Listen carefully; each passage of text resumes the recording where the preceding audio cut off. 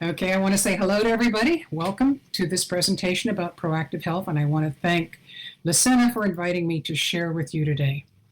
I'm going to start off with my standard disclaimer. I am not a medical professional. I don't even role play one in Second Life. I am an educated consumer of healthcare, and I continue to educate myself because new information is always becoming available. You will notice that I am a retired educator. Teachers never really retire, we just teach to different audiences. So I'm also going to warn you that I'm convinced I could do a whole hour session on any one of the topics in this presentation. And I'm going to try not to talk too fast at this session. I've omitted half of the presentation I originally made. I'm leaving out bone health. There's nothing about brain health, oral health, cancer, falls, shingles, substance abuse. Those all I could talk about, but I'm not going to. May is Older Americans Month. The 2023 theme is Aging Unbound. For more information about that important advocacy opportunity, please click and bookmark this link. And you will find a lot of links in my presentation that you can click and bookmark, and all those links are in the note card that's in the green box. We older folks can be unbound in a lot of different ways. We're freed from some of the worries of our younger lives. We don't have to establish a career. There's much less likelihood of an unwanted pregnancy. We don't have to worry about paying our medical insurance deductions now that we're older because we've retired from our careers. Most of us can no longer get pregnant, and we still do have to worry about our insurance deductibles, at least in the US. Today, I'd like to explore some health issues that we need to be aware of or more concerned about as we age. The information I'm providing today is all evidence-based. I will offer links to articles in peer-reviewed journals that you can click and bookmark for later perusal. If you don't feel like reading them, you might find it useful to click and bookmark them anyhow, because maybe these are things you should share with your healthcare provider. Sometimes I can find easier to read summaries, and I will provide links to those as frequently as I found them. And of course, there's the note card in that green box by Lucena. So let's get started. Healthcare knowledge changes over time. The goal of healthcare has always been to improve health and quality of life whenever that is possible. Medical professionals have to offer treatments and advice that is based on the current level of knowledge that they have, and it's based on beliefs. And so that means that when they describe what they're working from, they call it best practices. But what is considered best practice has changed over time. On the left, you see a 1920s advertisement for Lysol. Women were encouraged to douche with Lysol to maintain feminine cleanliness. That, of course, was before doctors realized that healthy women's genitals were not supposed to smell like pine, and that the microbes there were actually beneficial. Closer to our own time, women were encouraged to take hormones to avoid the symptoms of menopause. Some of us have been told that by our medical providers. Men took PSA blood tests. Some are still being suggested that they have the PSA test. And those whose PSA readings were showing suspected prostate cancer often had surgery to remove the affected gland. These treatments made intuitive sense, but they had never been tested. In 2002, research showed that hormone replacement therapy, HRT it's called, caused more heart disease and more breast cancer than it protected women from hip fractures and colon cancer. So in other words, the risks outweighed the benefits. PSA screening research from 2009 showed that this routine screening resulted in unnecessary surgeries, often with side effects such as urinary incontinence or impotence, And there was not significant decrease in prostate cancer deaths from the screening. Why do we continue to offer treatments that have dubious benefits and unknown risks? Because we don't know better. And here's a nice opinion piece. It's not a research article, called Testing What We Think We Know. It is by a professor of medicine. And again, there's your link, and you may want to click it and read it. Very interesting. You've undoubtedly heard all about these healthy learning things. What's good for younger people's health is equally good in general for older people. So I'm just going to share a few interesting research studies that you might not have heard about. And something as simple as a few glasses of water can be very beneficial to older people's health, because this is a quote from the research article. Actually, many older people are not properly hydrated. They have too much sodium, and that gives them a risk for being biologically older, developing chronic diseases, and dying at a younger age. And there is the link to that research article. So drink up water.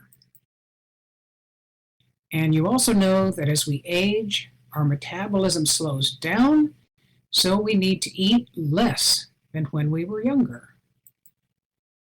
But at the same time, our ability in our digestive system to absorb nutrients is less efficient than when we were younger.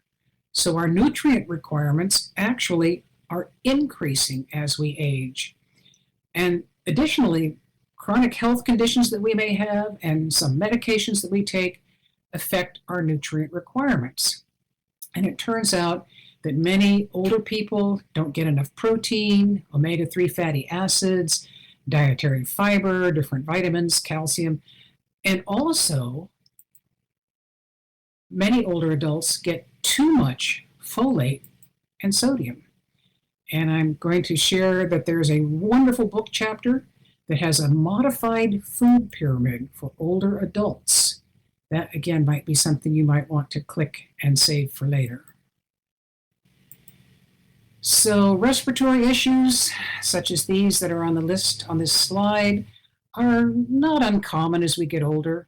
Chronic respiratory diseases, unfortunately, are not curable. In adults, they may be due to environmental factors or to frequent childhood respiratory infections that we had when we were younger.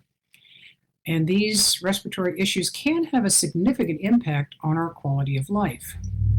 Lung function is a long-term predictor for overall survival rates. And there is the article from which that quote is pulled. In 2017, chronic respiratory diseases were still the leading causes of morbidity. Morbidity means suffering from disease. A large proportion of the disease burden was attributed to asthma and chronic obstructive pulmonary disease, COPD. And there is that report. Research shows that aging is related to respiratory issues in two ways. First, getting older increases our susceptibility to different kinds of chronic diseases. The risk for developing COPD is 2 to 3 times higher in the elderly than it is in those who are under 60. Also, aging more severely impacts acute lung diseases you may already have, including asthma. And actually, they don't even know why that works, but it is true. So there is that report on the two ways that aging relates to respiratory issues. Asthma in aging adults is really problematic. Many older adults ignore the symptoms of asthma or attribute them to normal aging, being overweight, or out of shape, because asthma can develop later in life. Delayed diagnosis of asthma in the elderly can lead to permanent impaired lung function. And asthma was actually reported as the cause of death in 30.6% 3.7 per million people in the US over age 65. That's far above the proportion in any other age category. Asthma is a killer. And there's some very interesting data charts there from the Centers for Disease Control. Yeah, Kirsten, it is amazing. Flu, respiratory flu, and pneumonia are not chronic conditions, but they do significantly impact those of us who are older because we're less able to fight off infections, and those diseases then can significantly impact our health and our longevity.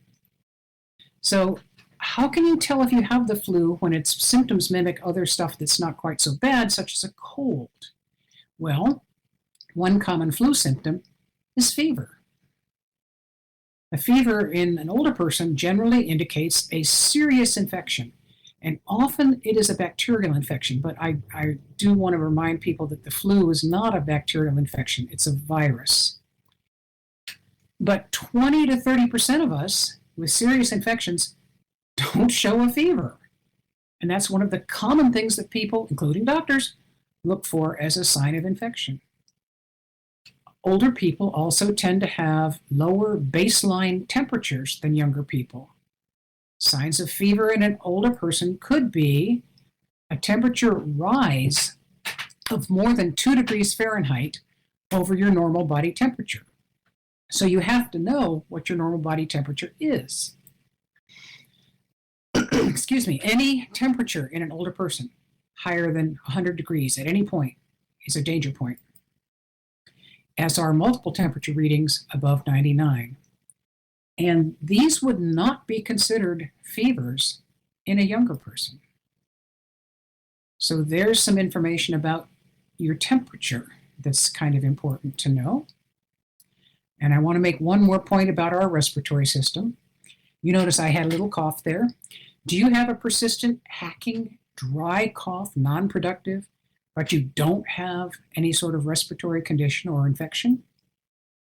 That cough just might be a side effect of a prescribed ACE inhibitor.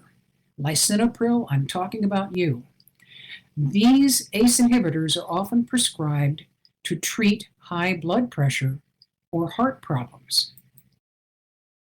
And it's really important to read the small print in the little pamphlet that they give you along with your pill bottle, because side effects are not always in the same biological system as what the drug is treating, and they can impact your quality of life. And there is an article about that. I hope that helps some people with coughs.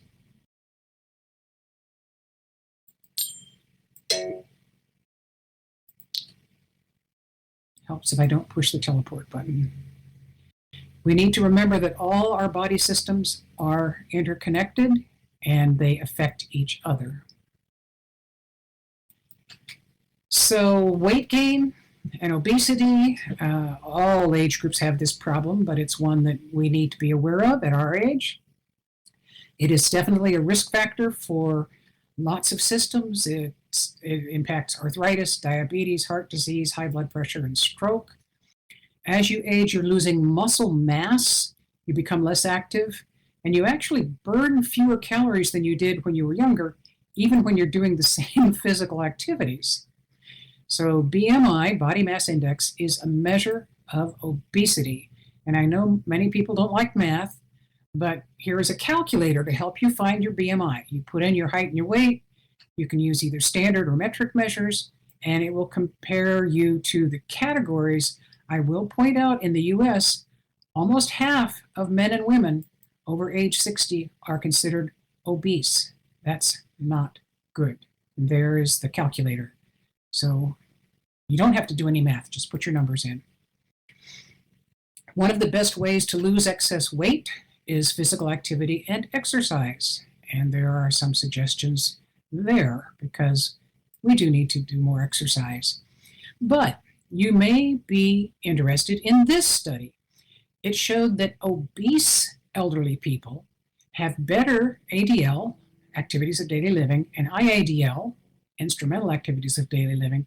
They score better than people with lower BMIs. So in other words, fat is not always unhealthy bad. I wouldn't recommend becoming fat if you aren't, but if you are, maybe don't worry quite so much. There's an article about that.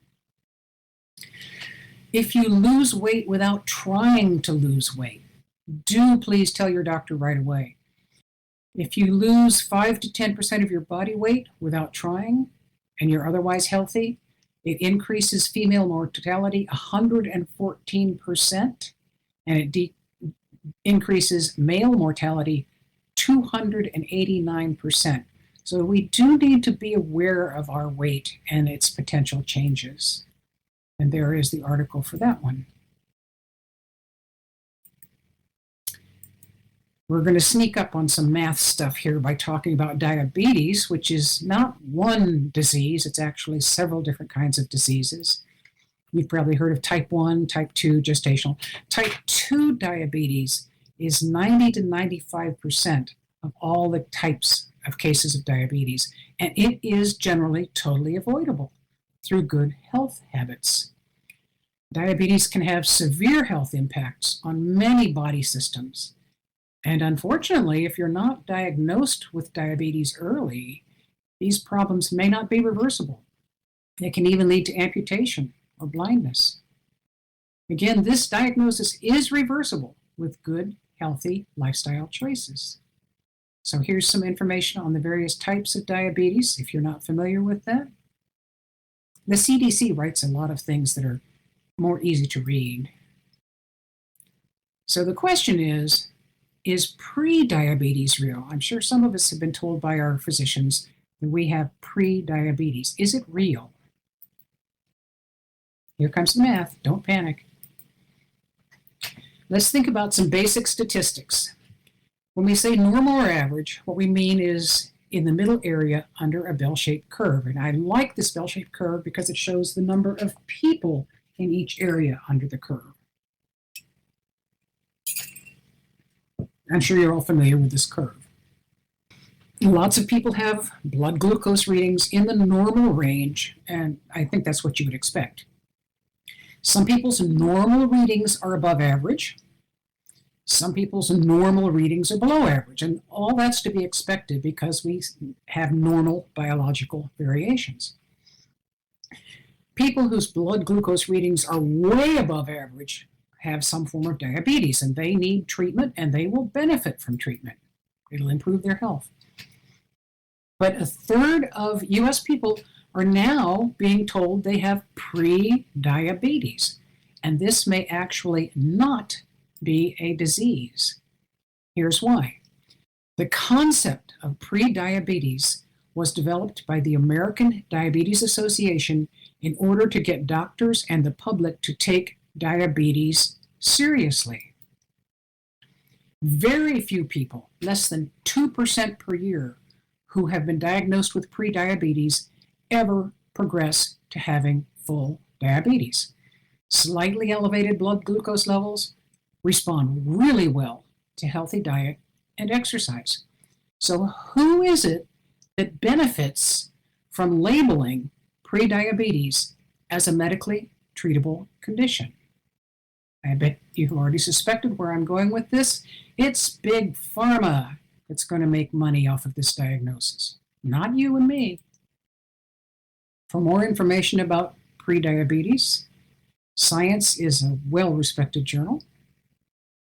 Please always beware of medicalization of normal health variants.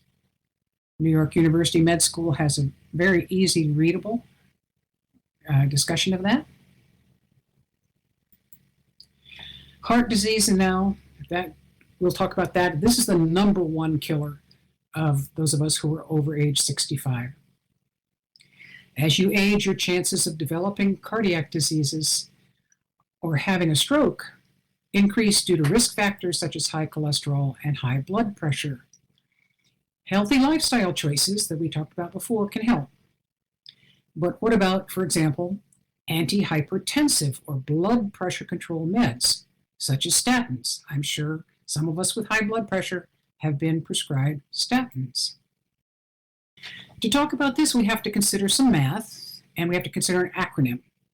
The acronym is NNT, and that stands for numbers needed to treat. If the NNT is 20 for a headache drug, that means 20 people have to take the drug in order for one person to be cured of their headache. 19 people will take the drug but won't benefit at all. If the NNT is 100 for a different headache drug, that means that 100 people have to take this drug in order for one of them to cure their headache. 99 people will not benefit from taking this second drug. So these numbers go backwards from what we might normally expect. Higher NNT numbers mean the drug affects fewer of those who are taking it. The larger the NNT, the more people will not be helped. Stranger, I am afraid I have to agree with you. So let's look at some numbers here. This is the data for statins given to persons who are at low risk for heart disease. There is absolutely no evidence that lives were saved in this group by taking statins. No evidence. On the other hand, they did help one person out of 217 avoid a non-fatal heart attack. And they did help one person out of 313 avoid a non-fatal stroke. And those are good, right? Because we don't even want non-fatal heart attacks. We don't want non-fatal strokes, right? So that sounds pretty good. It's helping people. 92 million people in the US were taking statins in the year 2018 to 2019. That's where I got this data from, Science Direct. You can check my math later if you want. Dividing that total number of people on statins by the NNT shows us that 424,000 people avoided a non-fatal heart attack, and almost 294,000 people avoided a non-fatal stroke. That sounds like statins are doing a good job. They didn't help the mortality, but they helped non-fatal heart attacks and non-fatal strokes. However, there are always side effects of medications, right? We've said that before. So now I want to talk about the harms of NNTs.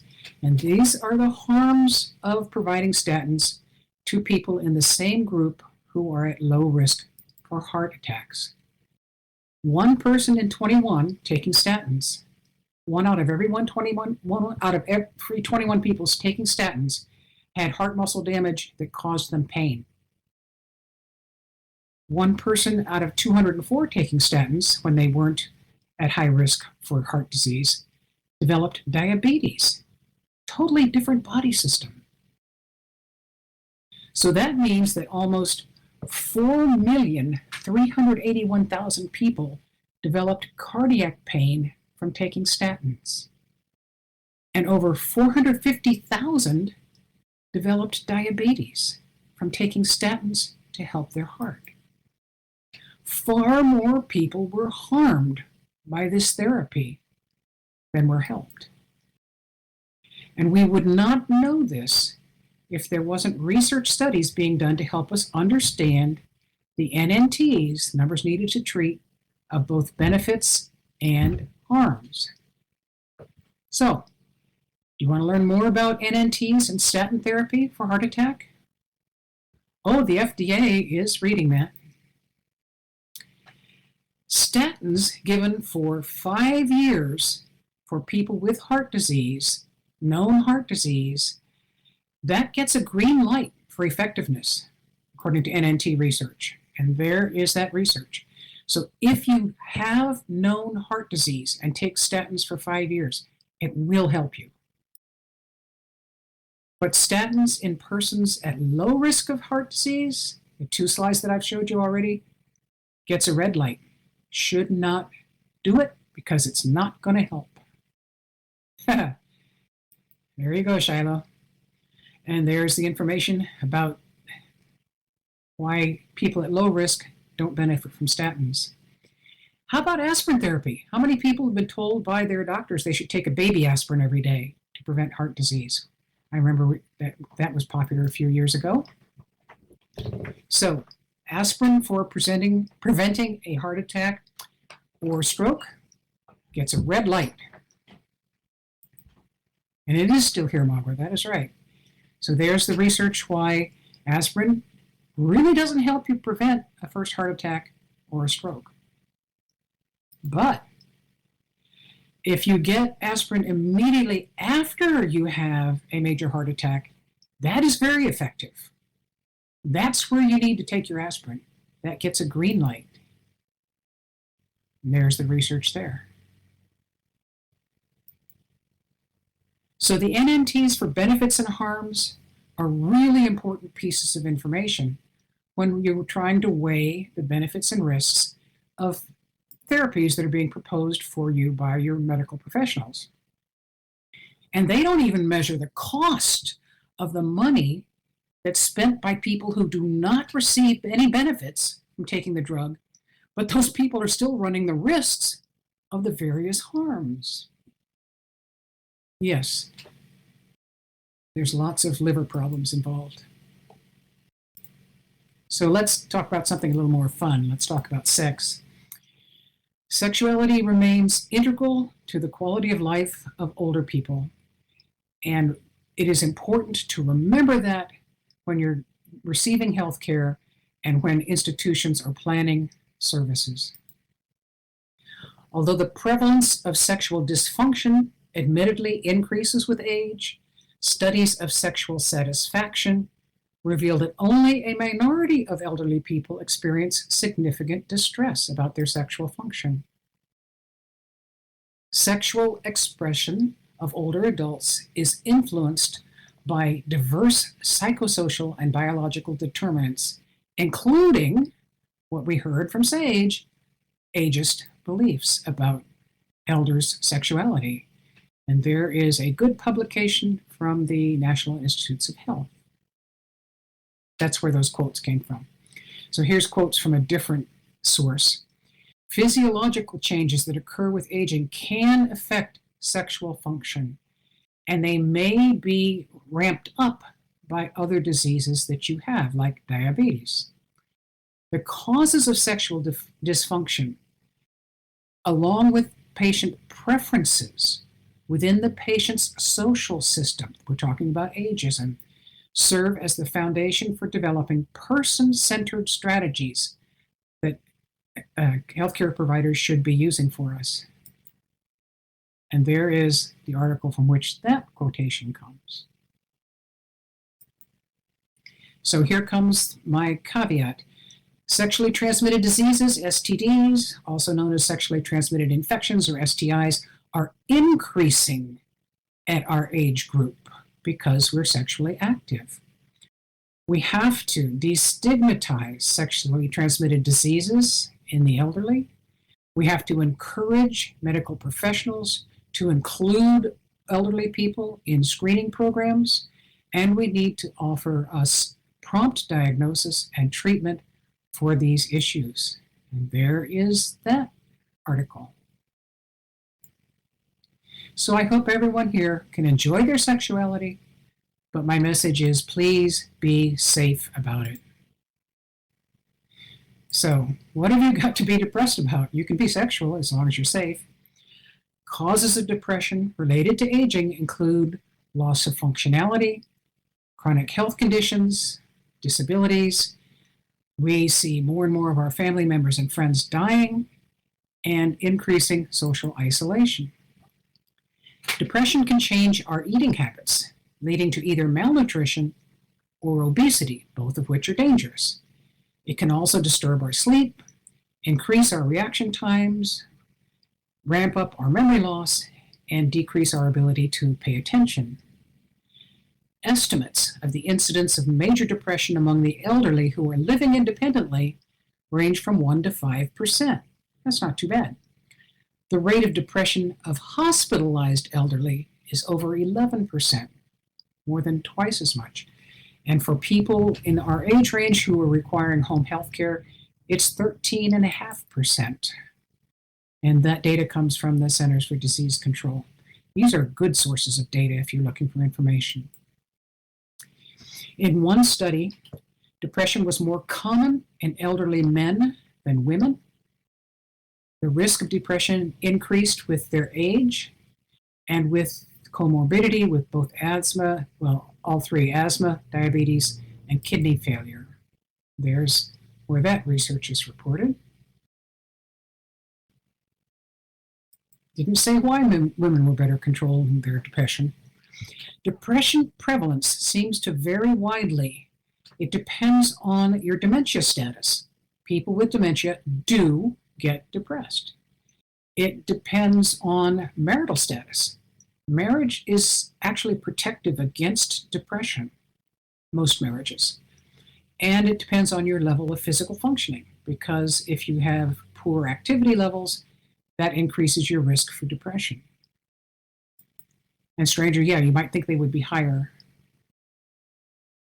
And there's where that information comes from. Here's the thing, 15% of older people have what is called subsyndromal depression. This may explain why Stranger and Serenity are surprised.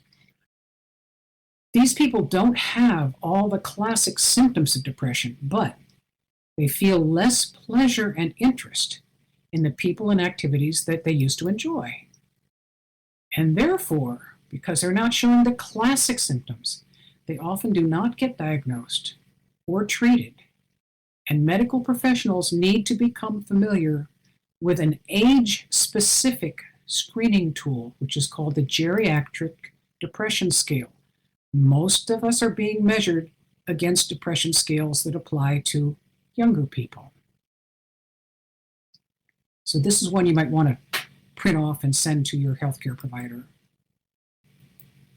So there's a difference between alone and lonely. Being alone is a physical state, you're by yourself, whereas being lonely is an emotional state where you feel alone or disconnected from others. You can be alone and not lonely, and you can also be with other people, but still feel lonely. Older adults in the US are more likely to live alone than are older adults elsewhere around the world. 27% of people over age 60 in the US live alone. Only 6% live in an extended family household. That's very different from other places in the world. Older women are more likely to live alone than older men, and that's because they live longer, and also they tend to partner with older men in the first place. And this is from Pew Research. Pew Research does a lot of really good statistical studies. So you might want to make sure you know about Pew Research. 12% of elders living alone have trouble affording their basic expenses. They're juggling whether to pay for food or medical care. They can't do both. Yet 62% of older adults would rather age at home than live with a family member or in assisted living or a nursing home. And there's where that research is published. Loneliness from social isolation is a major risk factor for many physical and mental conditions.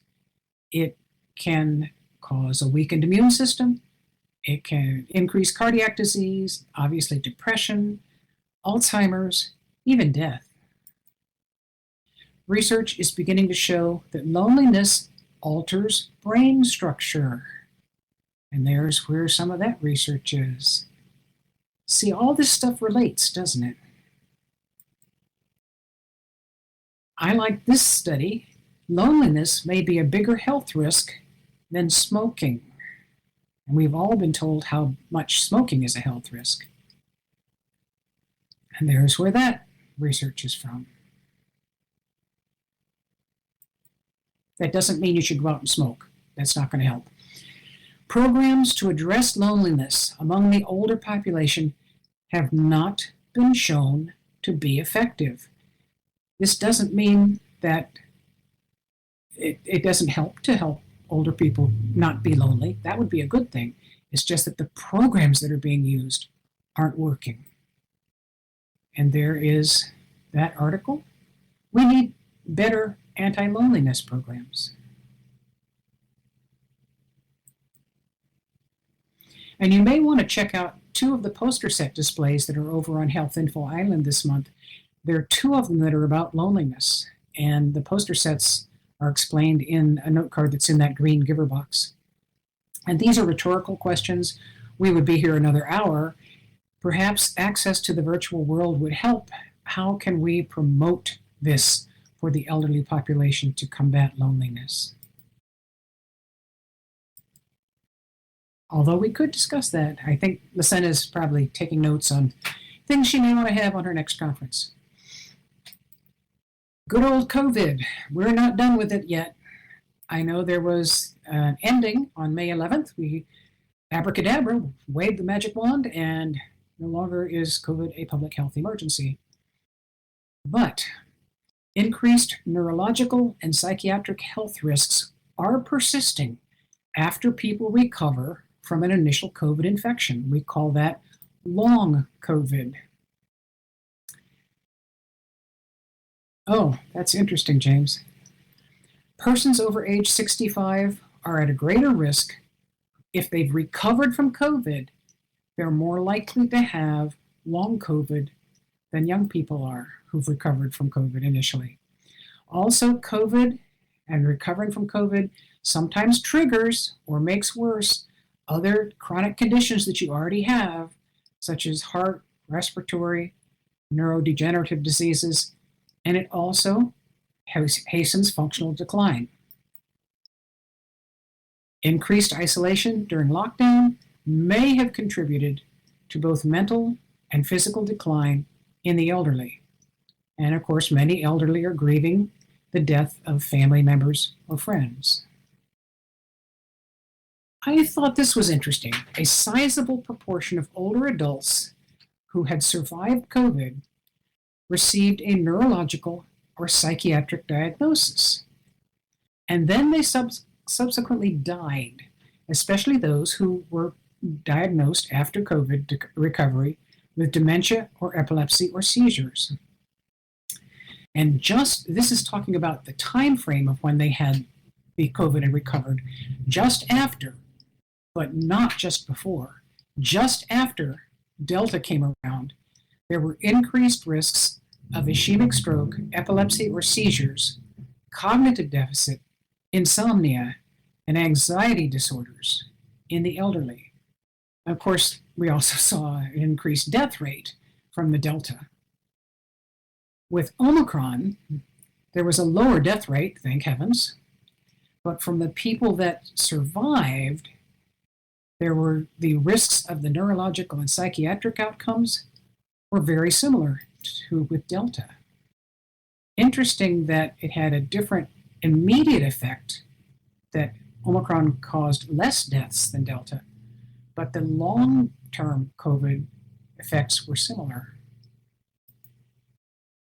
Carers and healthcare professionals should consider the effects of long COVID in evaluating health decline and decreased quality of life of older patients. Yes, it's undoubtedly true that the long COVID is impacted by the conditions of your exposure to COVID. And the Lancet, again, is one of the most highly respected medical professional journals, and there's where they're talking about this. How about all these medical screenings? It isn't always easy to figure out how often you need screenings. So we're going to talk about mammograms. Guidelines for mammography vary. U.S. Preventive Services Task Force says women should get a mammogram every 2 years between the ages of 50 and 74. But they also add, current evidence is insufficient to assess the balance of benefits and harms. That's that NNT stuff again. They can't tell if it's worthwhile for women 75 and older to have mammograms. They just don't have the evidence. There's where their recommendation is. If you go to Canada, the Canadian Task Force on Preventive Healthcare says that women aged 50 to 74 should have a mammogram every 2 to 3 years. There's where their recommendation is. And for our friends in the UK, the National Health Service's Breast Cancer Screening Program invites all women from the age of 50 to 70 for screening every 3 years. And they say this means that some women will not have their first screening mammogram until they're 52 or 53. So the recommendations are somewhat similar, but not exactly. No matter when you have them, are mammograms helpful? The Cochrane collection, and this is one that you really need to know about Cochrane. They looked at 10 years of scientific evidence, research, and they concluded that the best research, the best well-conducted research, showed that mammogram screenings did not reduce breast cancer mortality. They also say screening will result in some women getting a cancer diagnosis, even though their condition would not have led to death or sickness. Currently, it is not possible to tell which women these are, but those women are likely to have breasts or lumps removed and to receive radiation therapy unnecessarily.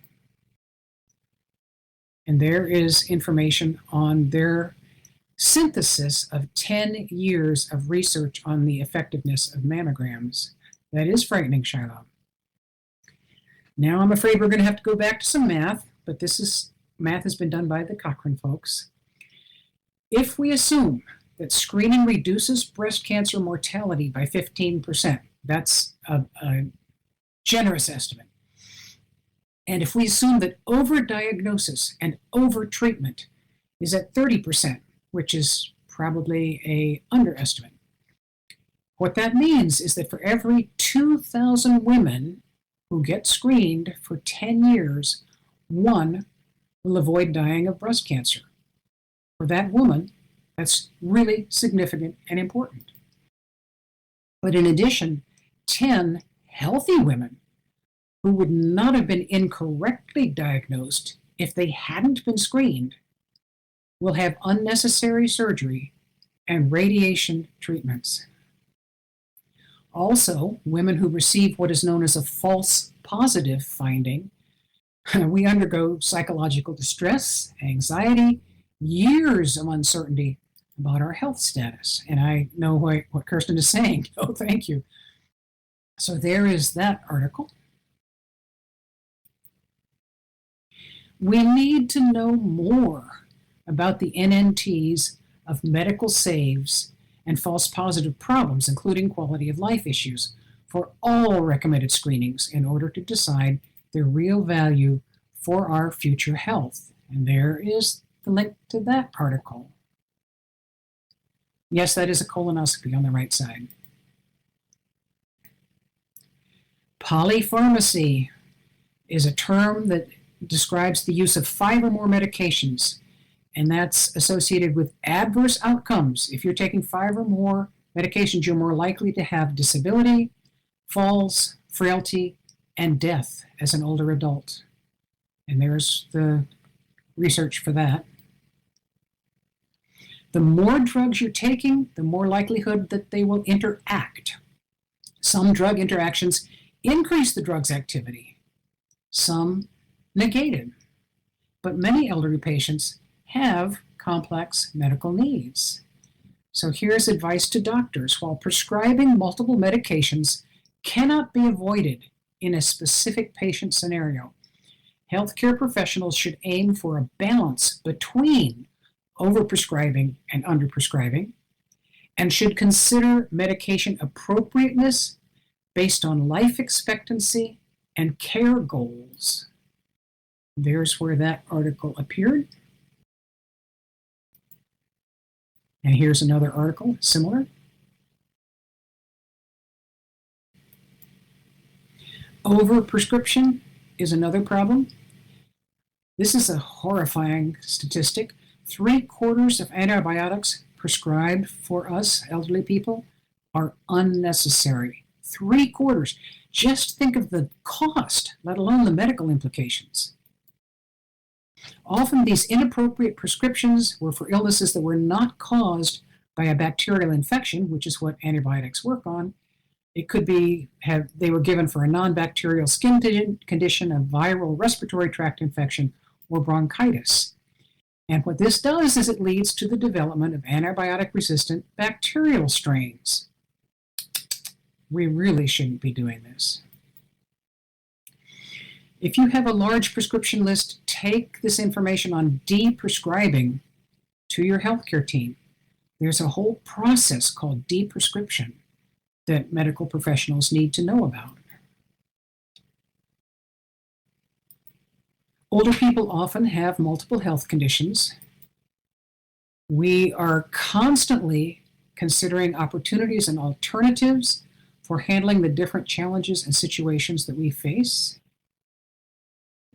Good, Kirsten. And that is true, Savannah. Older people with multiple medical conditions look for appropriate alliance partners to support them. It's very difficult to do all of this on your own. And we sometimes, I like this word, we sometimes circumvent the healthcare initiation of planned steps. We don't do what we're told, and we take different directions in our own care. And these considerations are often long-term. Achieving consistency between the healthcare system and our own decision-making process can lead to a more appropriate level of healthcare in line with the patient's preferences and goals. And there is that article. So what can you do to help manage your multiple health issues? Understand your options. Find someone you trust to help you in decision making. And keep your healthcare provider informed as you learn more and make decisions. You want to know what treatment outcomes are most important to you, and be sure your provider knows that as well. You want to balance benefits and risks. You want to learn more about these NNTs. You know yourself better than your healthcare provider does. Speak up immediately if a treatment is causing side effects or isn't working. That's really important. And be sure you understand all the instructions, because if they're too complicated, you can always ask your healthcare provider to explain more simply. Every medication has side effects. There may be non-medical options that you would prefer to try first. Look those up. Do your research. That is especially true when you're dealing with symptoms. Many of the medications we take are for symptoms. They're not for conditions. There's some information about that. I'm going to end with some resources here. The Decade for Healthy Aging, which we're in right now, provides the opportunity for concerted and coordinated initiatives to improve our mental and physical capacities and offer an age-friendly environment to enhance the functional ability of all older adults. And there is a link to that information about the Decade of Healthy Aging. And here's a summary of the advice that I've offered. Be aware of changes in your health. You know yourself better, and you can be your own best advocate. There's information on how to be your own best advocate. Remember, healthcare is a business. It's not a service. You need to remember to think about who's making money from the recommendations that are being offered to you. There's some information on that. You need to read about medication side effects. Your pharmacist is a good place to go for that information. And you need to do research. Don't go on common sense. look for validated research results, and to find peer-reviewed articles. PubMed is good. I use that a lot. If you want to skip all the individual research articles and get a compilation of research, Cochrane is real good. And so there's the Cochrane one. And James is offering some information. You can be prepared to balance your risks and benefits to make informed choices. I love this site. It's called the NNT, and it has NNTs about all kinds of things, and it's written by doctors. So most of all, take good care of yourselves, people, because there is no do-over feature in the game of life. So I want to thank Whole Brain Health for sponsoring this important conference. I want to thank Lacena for inviting me to take part. And we have a very short time left for questions and comments. Aren't you glad I took half of my presentation out? Yeah. I'm out of breath now. Wow. Yes, we've got more to go, which is wonderful. We've got something to look forward to. James, would you mind not putting more things into the chat that have nothing to do with the conference?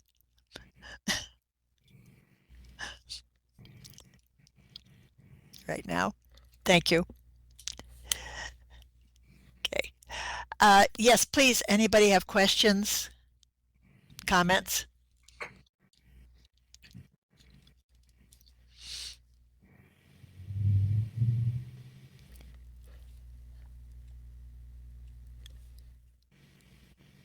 Oh, yes. I could talk about allergies too.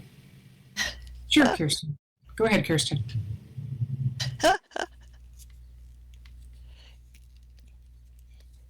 You can talk. You can use your voice, Kirsten. Okay. There was one point that you made there, well, twice you made it, and it is worth every minute of it. In my team, I have a complex situation. There is one cardio specialist, one, who actually discusses my treatment and my medications. And 3 years ago, I told him to take off the blood pressure. I didn't need it. And he just looked at me. He says, okay, but let's make a deal.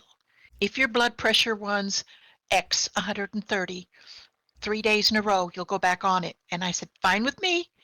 It's never gone above 120 in these 3 years. He's the only one that will listen. And when I came up with another complication, I now know how to go through the NIH inside out, and I'm one of their research subjects. I went there, and they only knew 7 triggers for this particular genetic disease, only 7. 2 of them were under my cardiologist treatment. I took him to that, and he said, what do they know about it? And I said, only that it can trigger. And I'm trying to do this without medication. I don't want to have to take medication because I can treat it with foods that I stop eating. And he told me, okay, looking at the 10,000-foot picture, we can let go of that one too. Keep track of things. But out of my team of 5, I have one doctor, but I gave him a chance to discuss with me, and he did. So the points that you've made here, oh man, he's going to get them all. He's going to get them all. And I know he's going to share them with others because I have 2 other doctors that are very stubborn about treating me like I'm an intelligent person. Which reminds me, I need to go to Darth's talk. But yeah, you've got to advocate for yourself. Oh, you do. One of the things that I think is most problematic about blood pressure is that most of the time when our blood pressure is measured in the doctor's office, it is done incorrectly. And it's a higher reading than is normal for you in your daily life. They're not doing the blood pressure readings correctly. I got an Omron Gold. If anybody can do this, I got an Omron Gold. It stores my readings. I take them at the same time every day. And once a week, I download them and send them to him so that he knows. And he doesn't even question anymore. But I do send it to him. That was one of the things that I did. To reassure him about my blood pressure. I knew I didn't need blood pressure medication. But like you said, with the pharmaceuticals and that, it is simply, he called it prophylactic treatment. Mhm. I said, I don't Mhm. need protection from this anymore, okay? I Right. don't have high blood pressure. And he took me off of it and he said, I trust you. Took me Good. about a year of talking with him to get to that point, but he's trying to help the other doctors to listen to me too. Thank you so much for bringing that out and giving me all this wealth of information I can share back to them and say, I told you so, I told you so, I told you so. I don't Thank you, mean to get Gray. I don't mean to get anyone in trouble with their doctors. No, no, no, no, no. You're helping me make the point that they want to believe, but they need to have it proven to them. Right. And many Thank you. doctors don't have the time to read all this stuff. This is true. That's actually true. I recently gave my doctor a couple of articles to read, and she did actually read them Mhm. right with that Yeah. one Right. there with me. She didn't do it before, but right there with me, she read them, and she said, "Oh, okay." And I think, Uh-huh. hmm. And see, that's why I try and give you articles that have an abstract or a summary, because that gets to the gist of it. You don't have to read all the statistics and all that stuff. You can, and I think it's important for somebody to read that stuff. But if you're short on time or if you are scared of math or whatever, just read those summaries.